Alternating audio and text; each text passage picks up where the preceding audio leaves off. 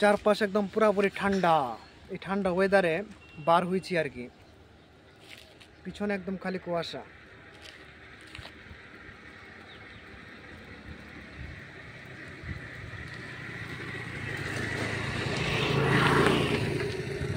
চারপাশ একদম পুরা ঠান্ডা কুয়াশা এবং শীতল বাতাস। একদম ফিলিংটা দার্জিলিং দার্জিলিং। আজকে যদি সকালে আরও আসতাম, সকালের ওয়েদারটা ছিল আরও তোমার কুয়াশায় ভর্তি ছিল। তো একদিন যেদিন কুয়াশা বেশি পড়বে, আমার ইচ্ছা আছে আমি সকালে একদিন আসব। এখন দুপুরবেলা 11:30 বা 12টার মতো বাজে আর কি। তো এখন আসছি, আসার ইচ্ছে ছিল, তার জন্যই আর কি আসলাম আর কি আরেকবার।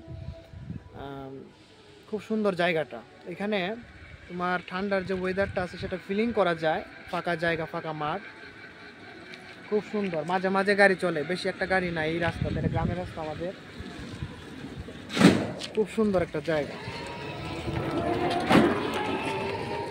জায়গাটা খুব সুন্দর, মানে তোমার ঠান্ডার ফিলিং বা দেখার মতো যদি জায়গা থাকে তাহলে হচ্ছে এইটা। তোমার দূরের কুয়াশা দেখা যাইতেছে, হ্যাঁ একদম সাদা কুয়াশা, এবং শীতল বাতাস যেটা মনকে শীতল করে দিচ্ছে। আমার খুব ভালো লাগতেছে। আমার সবসময় এই জায়গাটায় ভালো লাগে আর কি, গরমের সময় হোক, ঠান্ডার সময় হোক, আর তোমার বর্ষার সময় হোক। মানে যখন গরম থাকে তখন তো খুবই ভালো লাগে, ঠান্ডা হাওয়া থাকে এখানে। এবং শীতের সময় তো তোমার কুয়াশা দেখা যায় আর কি, চারপাশের কুয়াশা। এবং জায়গাটাতে তোমার নিরিবিলি এবং শান্ত, যেটা মানে ভালো লাগে আর কি। এত ঝুট ঝামেলা থেকে একটু দূরে আর কি। এখানে ডিস্টার্ব করার মতো কিন্তু কেউ নাই, যা এখানে চেনা জানা কেউ নাই।